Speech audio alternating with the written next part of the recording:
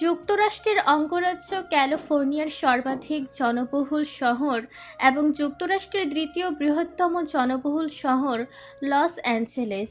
Los Angeles দক্ষিণ ক্যালিফোর্নিয়ার বিশাল অববাহিকা জুড়ে বিস্তৃত।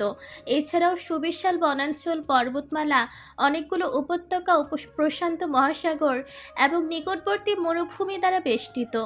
লস অ্যাঞ্জেলস 18 মিলিয়নের বেশি মানুষটির একটি মহানগরীয় কেন্দ্র, যা Los Angeles county, Orange county, Ventura county, San Bernardino county এবং রিভারসাইড কাউন্টির অন্তর্দেশীয় সাম্রাজ্য অঞ্চল জুড়ে ছড়িয়ে আছে। লস অ্যাঞ্জেলসের স্বনামধন্য একটা hospital, Ronald Reagan USL medical centre. Los Angeles এখন সময় রাত 10টা বেজে 5 মিনিট। বাংলাদেশের সাথে সময়ের ব্যবধানে 14 ঘন্টা। হসপিটালে 11 নম্বর ফ্লোরের একটা কেবিনে সুবিশাল কাচের দেওয়ালের সামনে দাঁড়িয়ে আছে একজন তাগড়া জোয়ান যুবক। তার দাঁড়ানোতেই প্রকাশ পাচ্ছে রাজকীয় ভাব। পরনে ব্ল্যাক কালারের আউটফিট, ব্ল্যাক কালারের প্যান্টের সাথে ব্ল্যাক কালারের একটা শার্ট ইন করে পরিধান করা, গলায় ব্ল্যাক কালারের টাই বাঁধা, ডান হাতে স্টাইলিশভাবে ব্ল্যাক কালারের কোটটা ধরে রাখা, বাম হাতে রোলেক্সের ব্ল্যাক কালারের ওয়াচটা চলচল করছে। ফর্সা পুরুষেলে ভেইনি হ্যান্ডে ব্ল্যাক ওয়াচটা বড্ড নজর কাড়ছে। পায়ের জুতো ছোড়া থেকে শুরু করে চোখের সানগ্লাসটা পর্যন্ত ব্ল্যাক কালার, একদম ফর্মাল লুক যাকে বলে। যুবকের দৃষ্টি মোটা কাচ ভেদ করে যে থেমেছে সুবিশাল অম্বরে। অম্বরে গোল থালার ন্যায় রূপলি চন্দ্রিমা উঁকি দিচ্ছে। আজ হয়তো পূর্ণিমা। কিয়ৎকাল দৃষ্টি স্থির রেখে তাকিয়ে থাকে চন্দ্রিমার দিকে। মনে পড়ে যায় নিজের প্রেয়সীর সাথে উপভোগ করা এমনই একটা রাতের জ্যোৎস্না বিলাসের কথা। অতীতে নিজেদের খুনসুটির দৃশ্যের ঝড় বয়ে চলে মনের পর্দায়। একটা মাসের জন্য জীবনটা স্বপ্নের মতো হয়ে উঠেছিল। যুবক কি কখনো ভেবেছিল ঘুম ভাঙলে স্বপ্নটা হারিয়ে যাবে? একটা দমকা ঝড়ে স্বপ্নের মতো জীবনটা তছনছ হয়ে যাবে। অদৃষ্ট আজ কোথায় এনে দাঁড় করিয়েছে ভাবতেই বুক কাঁপে, আখি জোড়া ছলছল করে ওঠে।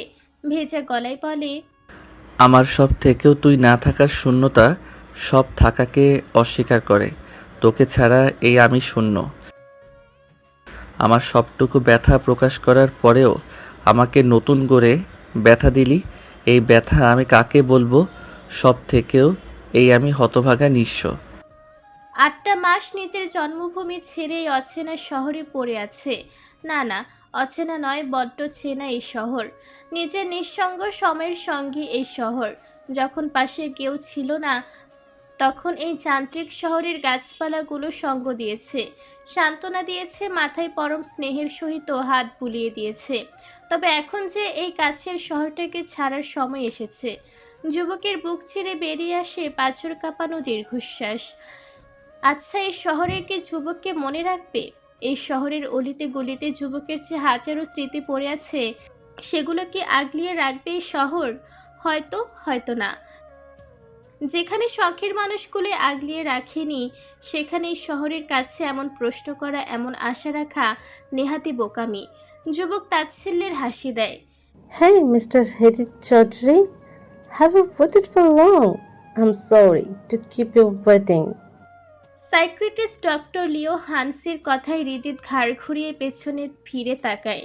ডক্টর হানসির হাসি খুশি উজ্জ্বল মুখমণ্ডল চক্ষু গোচর হয়। ভদ্র মহিলা অবনী শেখের বয়সী, শরীরে বয়সের এক বিন্দুও ছাপ পড়েনি। দেখে মনে হবে এখনো যুবতী এক নারী। হৃদিতের অধরে ক্ষীণ হাসির রেখা ফুটে ওঠে। It's okay doctor Hansi, are you free now? Yeah, please sit here. I have something to discuss with you.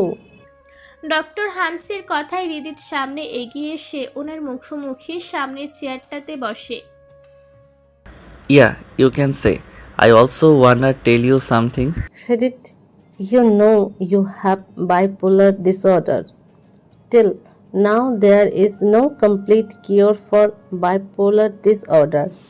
But with long-term treatment, you have improved a lot. I'm very happy for this. Hopefully, with the regular meditation and following the rules, you will recover quickly. Thanks a lot. I am going back to Bangladesh tomorrow. Really? অবিশ্বাস্য কণ্ঠস্বর doctor হানসির। হৃদির ঠোঁটে মৃদু হাসি ঝুলিয়ে বলে, Yeah, But you didn't want to go back to Bangladesh? Do you miss your wife? yeah, her delivery date is approaching, so I have to back Bangladesh. You love your wife very much. Did I say that right? Doctor হানসির কথায় হৃদিত কিছুক্ষণের জন্য চুপ হয়ে যায়। কিছু একটা ভাবে মুচকি হেসে জবাব দেয়, I love her more than my life. She is my everything. Wow, so lovely. Your wife is very lucky indeed. Not everyone can love like you. Best wishes for your new life. Anyway, have a safe journey. Hope to see you again soon. Thanks. I hope so too. Doctor হানসির সাথে আরও কিছুক্ষণ কথা বলে রিচের বাসার উদ্দেশ্যে বেরিয়ে আসে হৃদিত। বিদায়ের সময় ডক্টর হানসির চোখ দিয়ে পানি গড়িয়ে পড়ে। লস অ্যাঞ্জেলসে এসে ওনার কাছেই প্রথম থেকে ট্রিটমেন্ট করিয়েছে হৃদিত। এই ৮ মাসে দুজনের মাঝে একটা মা ছেলের সম্পর্ক গড়ে উঠেছে। হৃদিতের মনেও খারাপ লাগা কাজ করে, হৃদয় ব্যথিত হয়। নিজের জন্মদাত্রী মা যেখানে ছুঁড়ে ফেলে দিয়েছে, সেখানে অপরিচিত এক মহিলা কয়েক মাসে একজন পরিপূর্ণ মা হয়ে উঠেছে। হৃদিতের সুখ দুঃখ নিয়ে ভেবেছে, প্রত্যেক উইকেন্ডে নিজের হাতে রান্না করে এনে হৃদিতকে খাইয়েছে। হৃদিত নিজের অসুস্থতা নিয়ে যখন অত্যধিক ডিপ্রেসড ছিল, তখন মাথায় ভরসা রেখেছে। আজ হৃদিত যতটুকু সুস্থ হতে পেরেছে, তার সবটুকু অবদান ডক্টর হানসির। এই শহরে একটা ফ্ল্যাটের 5th ফ্লোরে ভাড়া নিয়ে একা থাকে হৃদিত। পার্কিং প্লেসে এসে নিচের গাড়িতে উঠে বসে। গাড়ি টান দেয় নিচের বাসার উদ্দেশ্যে। পরদিন সময় সকাল 10টা। একটা কাজের জন্য মাত্রই হৃদিত বেরিয়েছে। গাড়িতে উঠে স্টার্ট দেবে ঠিক তখনই হৃদিতের ফোনটা ঝংকার তুলে বেজে ওঠে। ফোনের স্ক্রিনে তাকাতে অধরে মুচকি হাসি ফুটে ওঠে। ভাগ্য ভালো এখন ফোনে ডাটা অন ছিল। কিছু ব্যক্তিগত কারণে হৃদিত বেশিরভাগ সময় ডাটা অফ করে রাখে। সময় বিলম্ব না করে রিসিভ করে। অপর পাশ থেকে ভেসে আসে একটা নারী কণ্ঠস্বর। তোমার ওয়াইফকে তোমার সাথে নিয়ে যাও তো বাবা। আমাকে পাগল বানিয়ে ছাড়লো 9 মান্থ রানিং, অথচ সেদিকে তার কোনো খেয়ালই নেই। সারাদিন উদাসীন হয়ে বইয়ের মাঝে মুখ গুজে থাকবে আর কান্না করবে। না আছে ঠিক মতো খাওয়া দাওয়া, আর না আছে ঘুম। এখন রাত 1টা বাজে, অথচ সে নির্ঘুম। ব্যালকনিতে বসে প্রকৃতির মাঝে নিজেকে সঁপে দিয়েছে। কিছু বললেই ক্যাটকেট করে উঠবে। তাকে ভালো কিছু বলার জো নেই। বাবা, ওই পাগল মেয়েকে নিয়ে আমি খুব চিন্তিত। কখন যে কি ঘটিয়ে বসে। হৃদিতের মুখের হাসি চওড়া হয়, তবে কিছু একটা ভেবে টেনশনও হয়। খেয়েছে রাতে? ওই একটুখানি, না খাওয়ার মতোই। আর 2টো দিন একটু কষ্ট করে সামলিয়ে নিন, তারপর যার ভালোবাসা তার ঘরে চলে আসবে। রাখছি মা। কল কেটে দেয় হৃদিত। ফোনের হোম স্ক্রিন ওয়ালপেপারে থাকা নিচের অ্যানাবেলার ছবিটার দিকে একদৃষ্টিতে তাকিয়ে থাকে। বাগান বাড়িতে কাটানো সুখকর স্মৃতিগুলো দু চোখের সামনে ভেসে ওঠে। পাহাড়ের চূড়ায় উঠে মেহেরিমা যখন অবাক চোখে প্রকৃতি দেখতে ব্যস্ত ছিল, তখনই টুক করে কয়েকটা ছবি তুলে নিয়েছিল হৃদিত। তার মধ্যে একটা ছবি ওয়ালপেপারে দেওয়া। বুকের ব্যথারা হানা দেয়। পর মুহূর্তেই বাঁকা হেসে বিড়বিড় করে বলে, জান, বি প্রিপেয়ার্ড ফর পানিশমেন্ট। প্রকৃতি স্বচ্ছ, নীল অম্বরে তারার মেলা বসেছে। চন্দ্রিমা অম্বরে বসে নিচের মিষ্টির আলোয় ধরণী আলোকিত করে চলেছে। হালকা হাওয়া বইছে। গরমের উৎপাত এই মধ্যরাতে কুকুরগুলো শব্দ করে হুঙ্কার ছুড়ছে। মেহরিমা নির্জীব হয়ে ব্যালকনিতে বসে আছে। চোখে মুখে বেদনার ছাপ স্পষ্ট। চোখ দুটো বসে গেছে। না ঘুমিয়ে ঘুমিয়ে চোখের নিচে ডার্ক সার্কেল দেখা দিয়েছে। ফর্সা মুখে কালো আবরণটা বড্ড বেমানান দেখাচ্ছে। শরীর শুকিয়ে গেছে। এই ৮ মাসে মেহরিমা ঠিকমতো ঘুমাতে পারে না, অথচ আগে কি বিশ্রী ঘুমটাই না ছিল। পুরো বিশ্ব উলটপালট হয়ে গেলেও ঘুম ভাঙতো না, কিন্তু এখন ঘুম আসে না। দু চোখ একটু ভারী হলেই মানসপটে হৃদিতের সুদর্শন হাসি মুখখানা ভেসে ওঠে। মেহরিমার ফিরাক গোরখপুরীর একটা শের মনে পড়ে। মেহরিমা চোখ দিয়ে পানি গড়িয়ে পড়ে। নিচের ফোলো পেটের উপর হাত রেখে বলে, কুট্টুস, শুনছিস? তোর পাপা বোধহয় আর ফিরবে না আমাদের কাছে। তোর পাপা ঠিকই বলেছিল, অপেক্ষা সত্যি একটা মানসিক যন্ত্রণা। উনি অনেক বেশি অভিমান করেছে আমাদের সাথে, কিন্তু অভিমান ভাঙানোর জন্য আমাকে শেষবারের মতো একটা সুযোগও দিল না। মানুষটা কোথায় আছে, কেমন আছে কে জানে। জানিস, তোর পাপা আমাকে একটু ভালোবাসে না, তাই তো এমন করে আমাকে একা রেখে দূরে চলে গেছে। তোর মায়ের কষ্ট কেউ বোঝে না রে কুট্টুস, তুই তোর মাকে বুঝবি তো। হু হু করে কেঁদে ওঠে মেহরিমা। এই যন্ত্রণা যে আর বয়ে বেড়াতে পারছে না। মানুষটা এতটা নির্দয়ী কবে হয়ে গেল? তার অ্যানাবেলাকে একটুও মনে পড়ে না? হৃদিতকে ছাড়া তার অ্যানাবেলা যে একটুও ভালো নেই। কাঁদছিস কেন? মায়ের কথায় মেহরিমা চঞ্চল হাতে দ্রুত চোখের পানি মুছে ফেলে। মুখে বলে, আমি কাঁদছি না। আমি কেন কাঁদবো? কার জন্য কাঁদবো? আমি তো সুখী মানুষ মা। ও, ভালো কথা। আমি হয়তো চোখে ভুল দেখছি। তোর ফেভারিট পাস্তা বানিয়ে এনেছি, আয় খাইয়ে দিই। ক্ষুধা নেই মা। থাপ্পড় খাবি একটা, একটা কথাও শুনিস না। এভাবে না খেয়ে খেয়ে নিজের কী অবস্থাটা করেছিস? একবারও আয়নার সামনে দাঁড়িয়ে নিজেকে দেখেছিস তুই? আমি ক্লান্ত মা। এই পার্থিব জীবনের কোনো কিছু আর আমার ভালো লাগে না। মলিন ধীর কণ্ঠস্বর মেহরিমার। মেয়ের মনে লুকায়িত যন্ত্রণা আজ করতে পেরে মায়ের বুকটা কেঁপে ওঠে। হয়তো মেয়ের কষ্ট এবার একটু কমবে, কিন্তু প্রতিশোধের নেশা আদৌ কি কাউকে ভালো থাকতে দেবে? তোর অপেক্ষার প্রহর শেষ হতে চলেছে নীলাক্ষী। মায়ের কথার অর্থ বুঝতে না পেরে মেহরিমা ভ্রু কুঁচকে তাকিয়ে থাকে ওনার দিকে। পরক্ষণে মস্তিষ্ক কথাটার অর্থ উপলব্ধি করতেই মেহরিমার চোখে অম্বরের বর্ষণ নামে। এ যেন সুখের বর্ষণ। ধরণীর বুকে ভোরের আলো ফুটতে শুরু করেছে। প্রকৃতি তার নতুন রূপে জেগে উঠেছে। বইছে নির্মল বাতাস। প্রতিটি ভোর অনাবিল সৌন্দর্য দিয়ে মোড়ানো থাকে। সেই সৌন্দর্য দেখলে শরীরে শিহরণ জাগে, চক্ষুদয় শীতল হয়। এই ভোর যেন প্রকৃতির মায়াবী আঁচল পেতে রাখে। এই ভোরেই বনের পাখিরা আরাধনার সুরে মেতে ওঠে। ভোরের সৌন্দর্য আলোড়ন তোলে প্রকৃতিতে, আলোড়ন তোলে প্রকৃতি প্রেমীদের বক্ষস্থলে। তাইফ মাধবীর কবরের সামনে দাঁড়িয়ে দু হাত তুলে আল্লাহর নিকট মোনাজাত করছে। ইতিমধ্যে চোখছোড়া ভিজে উঠেছে, গাল বেয়ে উষ্ণ পানি গড়িয়ে পড়ে। মোনাজাত শেষ করে হাতের কোণে অবহেলায় পড়ে থাকা শার্টের একাংশ দিয়ে চোখছোড়া মুছে নেয়। অতঃপর লেগে পড়ে মাধবীর কবরখানা পরিষ্কার করতে। মাধবীর কবরের চারপাশে, কবরের উপরে অনেক রকমের ফুলের চারা রোপণ করেছে তাইফ। বিগত 8 মাসের মধ্যে 3 মাসই কেটেছে ঢাকাতে নিচের ট্রিটমেন্টের জন্য। অবশেষে সকলের প্রচেষ্টায় কিছুটা স্বাভাবিক হতে পেরেছে, কিন্তু নিচের মাধবীলতাকে মন মস্তিষ্ক থেকে মুছে ফেলতে ব্যর্থ হয়েছে। মাধবীর প্রতি তাইফের ভালোবাসা প্রতিনিয়ত বেড়েই চলেছে। ভালোবাসার এক প্রকার আসক্তিতে পরিণত হয়েছে। প্রেম করলে অতি সহজেই ভোলা সম্ভব, কিন্তু যে একবার ভালোবাসার ফাঁদে আটকে পড়েছে সে জানে মৃত্যু ব্যতীত ওই ফাঁদ থেকে মুক্তি মিলবে না। ভালোবাসা মানে এই এক বুক ভরা প্রশান্তি, আবার ভালোবাসা মানে এক বুক ভরা আর্তনাদ। তাইফ বাদ বাকি 5টা মাস গ্রাম থেকে এক বিন্দুও নড়েনি। সপ্তাহে প্রতিটা দিন ফজরের নামাজ পড়ে এসে মাধবীর কবর জিয়ারত করে যায়। সপ্তাহে 2 দিন কবরখানা পরিষ্কার করে। কবরটা দেখে মনে হবে সত্য নতুন হওয়া একটা কবর। নিজের কাজ শেষ করে মাধবীর কবরের পাশে ক্লান্ত হয়ে বসে পড়ে তাইফ। ততক্ষণে প্রকৃতিতে আলোর প্রতিবিম্ব দেখা দিয়েছে। আলোকিত হয়েছে চারিপাশ। পূর্ব দিগন্তে প্রভাকর উকি দিচ্ছে। তাইফের গায়ে পরিহিত শার্টখানা ভিজে চুপচুপে হয়ে আছে।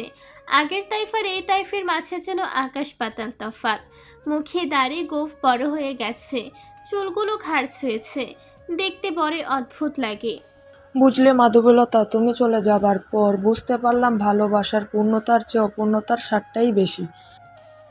পূর্ণতা পেলে তোমাকে ঠিকই পাওয়া হতো, কিন্তু এমন বিষাদের অনুভূতিগুলো তো আর অনুভব করা হতো না। তবে জানো তো, তোমার কথা মনে পড়লে এই পৃথিবীর কোনো সুখই আমায় সুখী করতে পারে না। আর তুমি তো সবসময় আমার হৃদয়ে জুড়ে থাকো, তাই আমি শালা আর কখনোই সুখী হতে পারবো না। ভালোবাসা আমার একদম নিঃস্ব করে দিল গো মাধবীলতা। আচ্ছা, তুমি কি আমার সুখ নিয়ে জেলাস না হলে আমায় একটু ভালো থাকতে দেও না কেন ও বলো তো? তুমি মেয়ে দিব্যি শান্তিতে ঘুমিয়ে আছো আর আমি উন্মাদ হয়ে রাস্তায় রাস্তায় ঘুরে বেড়াই। একটুখানি শান্তির আশায় ছুটে চলি এদিকে ওদিকে। ঘুম পাগল ছেলেটা ঘুমহীন রাত কাটায়। এটা তো বড়ই বৈষম্য। It's not fair Madhabilata. এভাবে একা একা কথা বলতে থাকে তাইফ। ছেলেটা একাই হাসে, একাই কাঁদে। প্রতিদিন সকলের 2 ঘন্টা মাধবীর জন্য বরাদ্দ। পরিস্থিতি যেমনই হোক, তাইফকে কবরস্থানে এসে মাধবীর সাথে কথা বলতেই হবে। অপর পক্ষ থেকে কি জবাব আসে সেটা তাইফ নিজেই জানে। সেই জবাব আরও কারো কর্ণকুহরে পৌঁছায় না। মেহরিমা ত্রিধার সাথে কলেজে এসেছে আজ। এইচএসসির ফর্ম ফিল আপ চলেছে কলেজে। প্রেগনেন্সির সময় কষ্ট করে এক্সামগুলো দিয়েছে Mehrima. First year final, second year pre test, model test exam দেওয়ার সময় মেহরিমার শরীরটা বেশ খারাপ ছিল। তবুও এক্সাম দিয়েছে। সন্তান একজন মায়ের শক্তি মোটেও দুর্বলতা নয়। মেহরিমাও সেই শক্তি থেকে দিব্যি পড়াশোনা করে চলেছে। জীবনে অনেক বড় হতে হবে।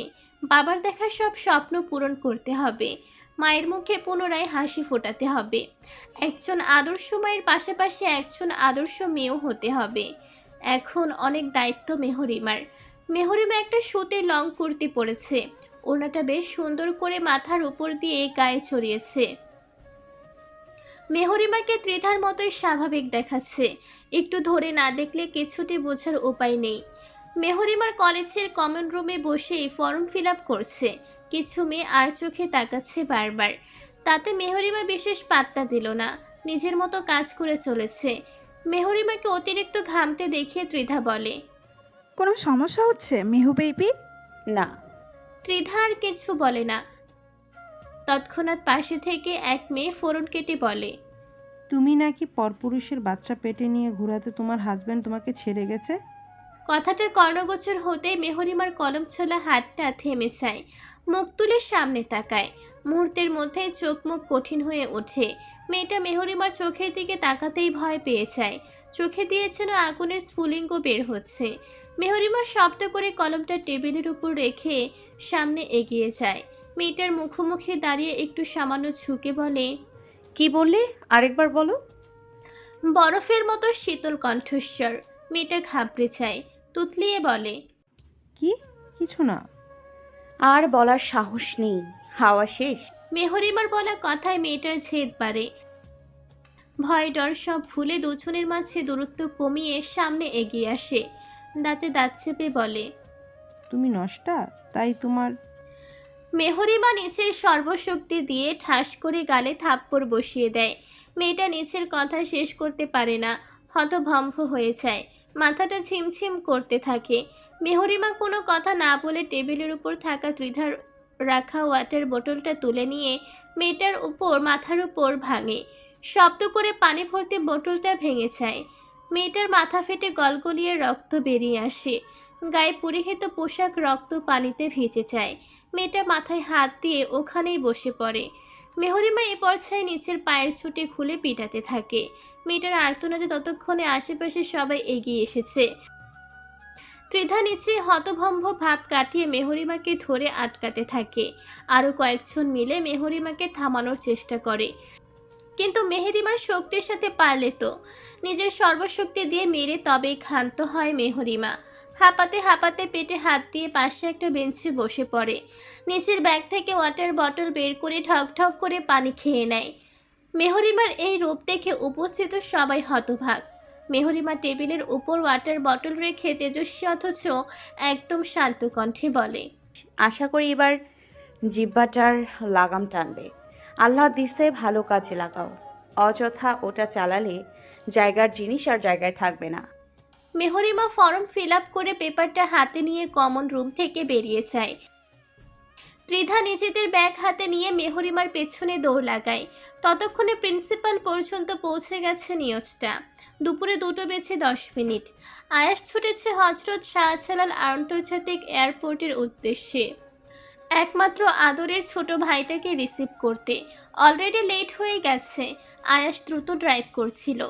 এখন আর কোনো ড্রাইভার গার্ড সাথে নিয়ে আসেনি। দীর্ঘদিন পর ছোট ভাইটার সাথে দেখা হবে। নিজেদের মাঝে একটু সুখ দুঃখের কথা আলোচনা করবে। হঠাৎ কোথা থেকে একটা মেয়ে এসে গাড়ির সামনে পড়ে। আয়েশ তৎক্ষণাৎ ব্রেক কষে, কিন্তু শেষ রক্ষা হয় না। মেয়েটা ধাক্কা খেয়ে রাস্তায় পড়ে যায়। আয়েশ দ্রুত গাড়ি থেকে বের হয়ে আসে। মেয়েটা রাস্তায় উপর হয়ে পড়েছে। আয়েশ সামনে এগিয়ে আসে। আপনি ঠিক আছেন? আয়েশের কণ্ঠে মেয়েটার হৃদয় থমকায়। শিরা উপশিরায় অদ্ভুত শিহরণ খেলে যায়। দীর্ঘ ৮ মাস পরে সেই চিরচেনা কণ্ঠস্বর। মেয়েটা মুখ তুলে ঘাড় ঘুরিয়ে পেছনে তাকায়। আয়াস হতভম্ব হয়ে যায়। হৃৎপিণ্ডের গতি বৃদ্ধি পায়। দুজনের দৃষ্টি একে অপরের আঁখি চূড়ায় নিবদ্ধ। কেটে যায় কিছুক্ষণ। আশেপাশের কোথাও থেকে ভেসে আসা গাড়ির হর্নের দুজনের হুঁশ ফিরে ওঠে। মেয়েটা কপালের একাংশ কেটে রক্ত ঝরছে। হাতের কোণে অনেকটা ছিলে গিয়েছে। পায়েও নিশ্চয়ই আঘাত পেয়েছে। আয়েশের বুকে ব্যথা অনুভব হয়। ব্যথিত কণ্ঠে বলে, আরু, তোমার তো অনেকটা কেটে গেছে। ইস। আয়েশকে কথা শেষ করতে না দিয়ে আরিশা বলে, সমস্যা নেই, আই উইল ম্যানেজ। আরিশা উঠে দাঁড়ায়। আয়েশকে আর কিছু বলার সুযোগ না দিয়েই একটা রিক্সা ডেকে ওখান থেকে চলে যায়। আয়েশ কেবল হতবাক হয়ে সবটা দেখতে থাকে। আগের আরিশা আর এখনকার আরিশার মাঝে কতটা চেঞ্জ। মানুষ বুঝছে সব হারিয়েই পরিবর্তন হয়। নিচের আকাশ কুসুম ভাবনা থেকে বেরিয়ে হাত ঘড়িতে নজর বোলায় আয়াস। এতক্ষণে হৃদিতের প্ল্যান এয়ারপোর্টে ল্যান্ড করেছে। আয়াস আপাতত আরিশার চিন্তা বাদ দিয়ে গাড়িতে উঠে বসে। আয়াস চলে যেতে আরিশা রিক্সা থেকে নেমে পড়ে। ঠোঁটে কুটিল হাসি খেলা করছে। 15 মিনিটের ব্যবধানে এয়ারপোর্টে পৌঁছাতে আয়াস হৃদিতকে দেখতে পায়। এয়ারপোর্টের বাইরে দাঁড়িয়ে আছে। ফোনের কারোর সাথে কথা বলতে ব্যস্ত। আয়াস দ্রুত হৃদিতের দিকে এগিয়ে যায়। হৃদিতকে জড়িয়ে ধরে। আকস্মিক এহেন কাণ্ডে হৃদিত চমকায়, কিন্তু মুখ দেখে তা বোঝার উপায় নেই। পরক্ষণে আয়েশকে দেখতেই ভ্রু কুঁচকে তাকায়। তুমি এখানে? হ্যাঁ তো। আমি আসবো তুমি জানলে কিভাবে? It's secret bro. কেমন আছিস তাই বল। আয়েশের কথায় হৃদিত মৃদু হাসে। এটা কার কাজ হতে পারে খুব সহজেই বুঝে যায়। হাসি মুখেই বলে, ভালো। তুমি? দিন তো দিব্যি কেটে যাচ্ছে।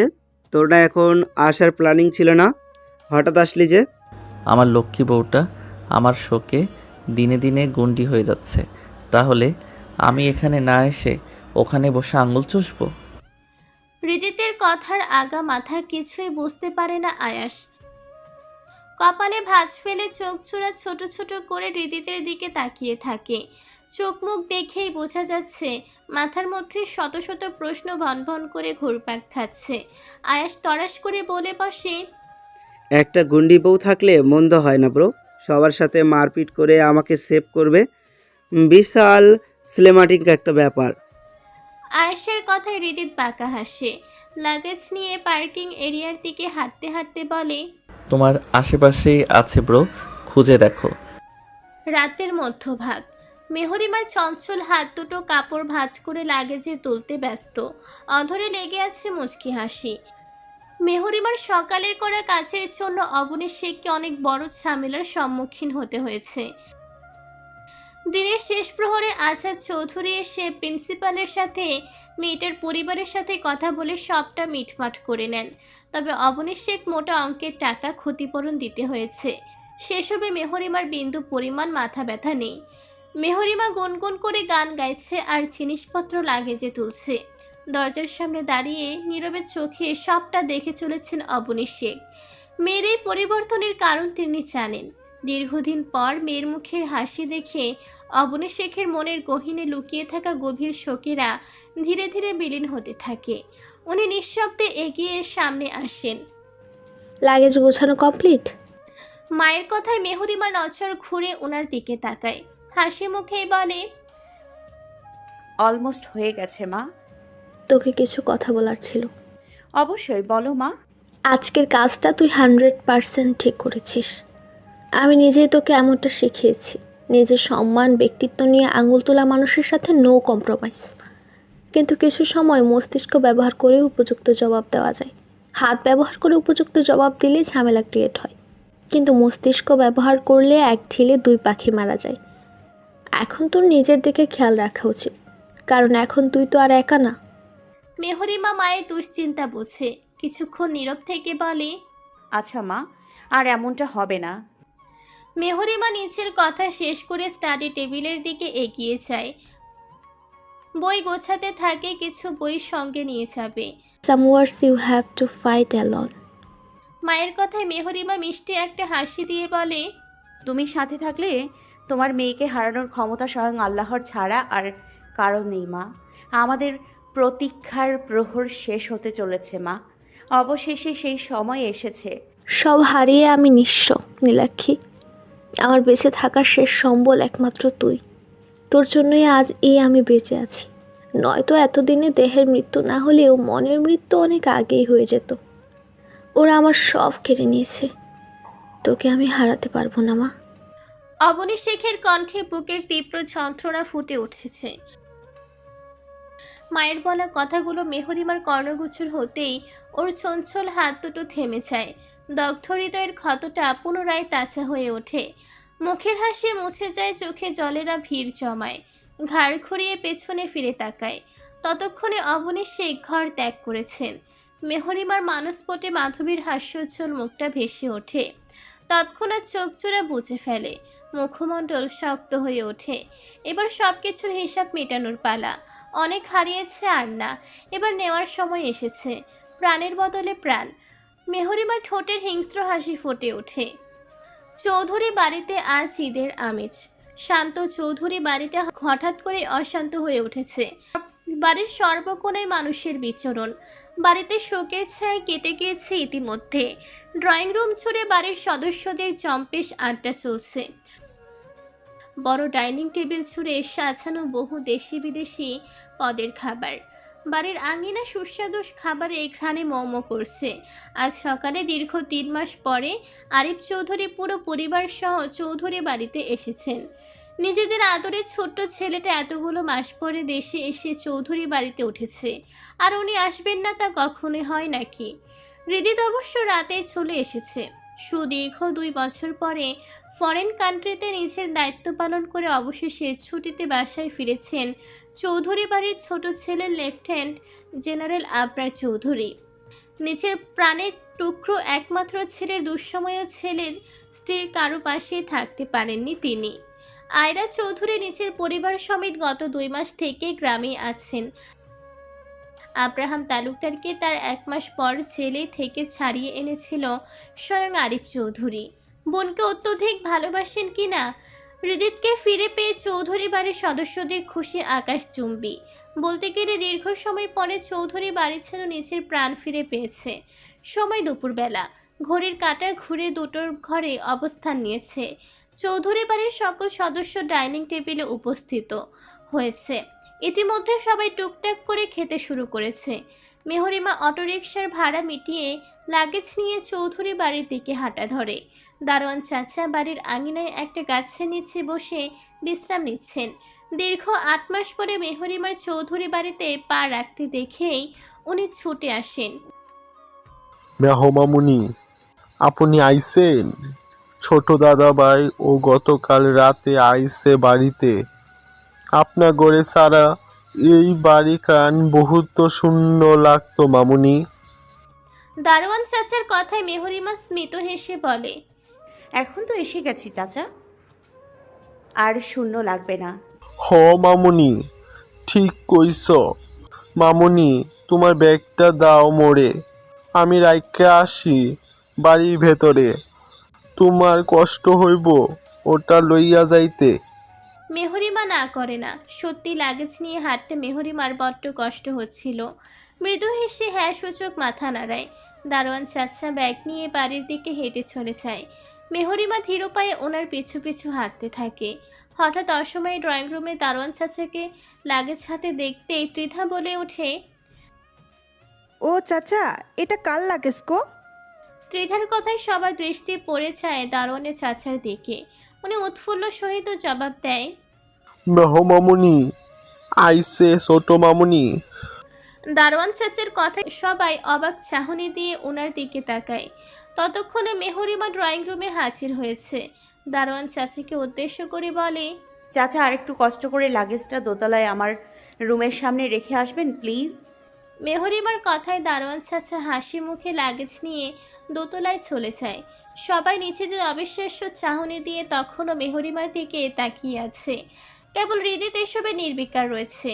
ও খেতে ব্যস্ত, যেন ওর সব ধ্যান খাবারের প্লেটের মধ্যে নিবদ্ধ। 9 মাসের ফুলো পেট নিয়ে একটা শুভ্র রঙা লং গোল কুর্তি পরে ড্রয়িং রুমে দাঁড়িয়ে আছে মেহরিমা। সবার অবিশ্বাস্য চাহনিতে বেশ মজা পাচ্ছে। সবার দিকে দৃষ্টি ঘুরিয়ে অকস্মাৎ চোখ যে আটকায় নিজের ব্যক্তিগত ভালোবাসার মানুষটার দিকে। সবসময় ক্লিন শেভ করা হৃদিতের মুখে বেয়ার দেখতেই মেহরিমা আশ্চর্যান্বিত হয়। হৃদিতের নিউ লোকে কিছু সময়ের জন্য মেহরিমার হৃদয় থমকায়, হৃদস্পন্দন বৃদ্ধি পায়, শিরদাঁড়া বেয়ে ঠান্ডা স্রোত নেমে যায়। কতদিনের ব্যবধানে সেই সুপরিচিত সুদর্শন মুখখানার দর্শন পায় মেহরিমা। যে মুখটা এতগুলো দিন শুধু নিজের স্বপ্নে দেখে এসেছে, সেই মুখটা আজ দু চোখের সামনে। মেহরিমার কাছে সবটা এখনো স্বপ্নের মতোই লাগে। ঘুম ভাঙলে ওই মুখটা হারিয়ে যাবে না তো? বুকের মাঝে অজানা ভয় দলা পাকিয়ে আসে। হৃদিতের হঠাৎই আগমন মেহরিমার মরুভূমির ন্যায় জীবনে এক পশলা বৃষ্টির ন্যায় সুখ এনে দিয়েছে। থাক না নিজেদের মাঝে হাজারো মান অভিমান, তবুও একে অপরের কাছে তো থাকতে পারবে। দিন শেষে একে অপরের আশ্রয় তো হতে পারবে। ভালোবাসার দূরত্ব যে বড্ড পোড়ায়। হৃদিতের আচরণে একটু কষ্ট পায় মেহরিমা, পরক্ষণে মুচকি হাসে। সাহেব এই অভিমান কতক্ষণ টিকিয়ে রাখতে পারে মেহরিমাও দেখবে। ত্রিধা নিচের হতভম্ব ভাব কাটিয়ে এক চিৎকার দিয়ে খাবার রেখে মেহরিমার দিকে দৌড় দেয়। আমার মেহু এসে গেছে। ত্রিধার চিৎকারে সবাই নিজেদের হতভম্ব অবস্থা থেকে বেরিয়ে আসে। মেহরিমার আগমনে সবার অধরে হাসি ফুটে উঠেছে। আয়েশা চৌধুরী, আতিয়া চৌধুরী দ্রুত মেহরিমার দিকে এগিয়ে যায়। শ্রেয়া চৌধুরী মলিন চোখে মেহরিমার শুকনো ফেকাশি মুখের দিকে একদৃষ্টিতে তাকিয়ে থাকেন। এই লক্ষ্মী মেয়েটার এমন অবস্থার জন্য কোথাও না কোথাও উনিও হয়তো দায়ী। আয়েশা চৌধুরী বলেন, মেহু, মা আমার, কেমন আছিস? এই অবস্থা একা আসতে গেলি কেন? আমাদের কাউকে একটু জানালেই গাড়ি পাঠিয়ে দিতাম। আয়েশা চৌধুরীর কথায় মেহরিমা প্রাণবন্ত হাসে। আমি ঠিক আছি, এটা তোমাদের জন্য সারপ্রাইজ ছিল। তাহলে তোমাদের আগে থেকে জানালে সেটা আর সারপ্রাইজ থাকতো নাকি? না মা, তা তো একদমই হতো না। তোর দেওয়া সারপ্রাইজ পেয়ে আমরা বাকরুদ্ধ। নে, পানিটা খেয়ে নে আগে। আতিয়া চৌধুরী কথাটা বলে পানির গ্লাসটা মেহরিমার দিকে এগিয়ে দেন। মেহরিমা আস্তে করে সোফায় বসে পানির গ্লাসটা হাতে নেয়। গ্লাসে চুমুক দিতেই কর্ণকুহরে ভেসে আসে অলিভিয়ার কণ্ঠস্বর। এতদিন লাপাত্তা হয়ে আজ হঠাৎ এ বাড়িতে আগমন ঘটলো যে তোমার? হাজবেন্ড সংসার ভুলে যেয়ে নতুন করে আবার মনে পড়লো নাকি? আপনার থেকে ভাবির বেশি অধিকার এই বাড়িতে। এটা তার বাড়ি, যখন ইচ্ছা তখনই আসতে পারে। এর কৈফিয়ত আপনাকে কেন দিতে হবে? তাইফ কথাটা বলে হনহনিয়ে উপরে উঠে চলে যায়। মেহরিমা শব্দবিহীন হাসে। তীব্র অপমানে অলিভিয়ার চোখ মুখ শক্ত হয়ে ওঠে। অলিভিয়া আপি, এই বাড়ি, এই সংসার আমার। এখানে আমি কখন আসবো আর না আসবো, অ্যাটলিস্ট এটা আমি বাইরের কারোর কাছে জবাবদিহি করব না। আর আপনার চুলগুলো তো দেখছি বেশ বড় হয়ে গেছে আপি। চুলের কথা শুনতেই অলিভিয়ার হৃৎপিণ্ড ছলাৎ করে ওঠে। মনে পড়ে যায় চুলবিহীন নিচের বিভৎস সেই চেহারার কথা। অলিভিয়া ওখানে আর বসে থাকে না, উঠে বেসিনের দিকে চলে যায়। বুঝলাম সব তোমার, কিন্তু হাজবেন্ড সেটা কি আদৌ তোমার আছে? আয়রা চৌধুরীর কথায় ভাতের প্লেটে থাকা হৃদিতের হাতটা থেমে যায়। সবার চোখে মুখে মলিনতা ফুটে ওঠে। মেহরিমা কিছুক্ষণ নীরবতা পালন করে, অতঃপর বাঁকা হেসে বলে, মেহরিমার পার্সোনাল কোনো কিছুর দিকে হাত বাড়ানোর সাহস কারোর আছে নাকি? যতক্ষণ না আমি ছেড়ে দিব ততক্ষণ আমার সব কিছুতে একমাত্র এই আমার অধিকার থাকবে, সেটা মানুষ অথবা অন্য কিছু যাই হোক না কেন। কেউ সেদিকে হাত বাড়ালে তার হাত দুটো কেটে কাবাডি খেলবো আমি। ফুপিমণি, আমি কাবাডি খেলতে অনেক পারদর্শী। মেহরিমা কথাগুলো বলে সাবধানে হেঁটে নিচের ঘরের উদ্দেশ্যে চলে যায়। সবার আড়ালে হৃদিত মুচকি হাসে। মেহরিমার জবাবে আয়রা চৌধুরী হতবাক হয়ে যান। এই মেয়ে ভাঙবে তবুও মচকাবে না। রাত 11টা বেজে 5 মিনিট। মেহরিমা বেডের হেডবোর্ডের সাথে বালিশ রেখে হেলান দিয়ে আধশোয়া হয়ে বসে আছে। চোখ ছোড়া বন্ধ করে ভাবনার অতল গহরে নিজেকেই হারিয়েছে। সেই দুপুরের পর থেকে রিদিতের সামনাসামনি আর হয়নি মেহরিমা। মূলত মেহরিমাকে ইগনোর করে চলছে রিদিত। হঠাৎ দরজার লক খোলার শব্দে মেহরিমা চোখ ছোড়া মেলে তাকায়। রিদিত রুমে এসেছে। মেহরিমাকে দেখেও যেন দেখল না। ক্যাবিনেট থেকে নিচে ট্রাউজার টি শার্ট নিয়ে ওয়াশরুমে চলে যায়। এমন একটা ভাব দেখালো যে রুমের মধ্যে আর কারো উপস্থিতি নেই। মেহরিমা ভেঙচি কাটে। রিদিতের জন্য অপেক্ষা করতে থাকে। 20 মিনিট সময়ের ব্যবধানে রিদিত ফ্রেশ হয়ে ওয়াশরুম থেকে বের হয়। মেহরিমা পুরোটা সময় নিজেকে প্রস্তুত করেছে রিদিতের সাথে কথা বলার জন্য। ভুলটা নিজের ছিল বিধায় কথা বলতে কোথাও একটা আড়ষ্টতা কাজ করছে। রিদিত এবারও আগের ন্যায় চুপচাপ এসে বেডসাইডে বক্সের উপর থেকে সিগারেট প্যাকেট আর লাইটার নিয়ে বেলকুনিতে চলে যায়। মেহরিমা হতাশ হয়। বুক ছিঁড়ে দীর্ঘশ্বাস বেরিয়ে আসে। মেহরিমা বুঝতে পারে এই ঘাটতারার অভিমান ভাঙাতে মেহরিমাকে বেশ কাঠখড় পোড়াতে হবে। মেহরিমা চুপচাপ বিছানায় বসে থাকে। এভাবেই কেটে যায় আরও কিছুক্ষণ।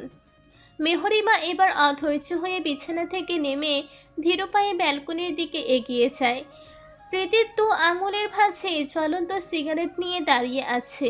এটা বোধহয় 2 নাম্বার সিগারেট।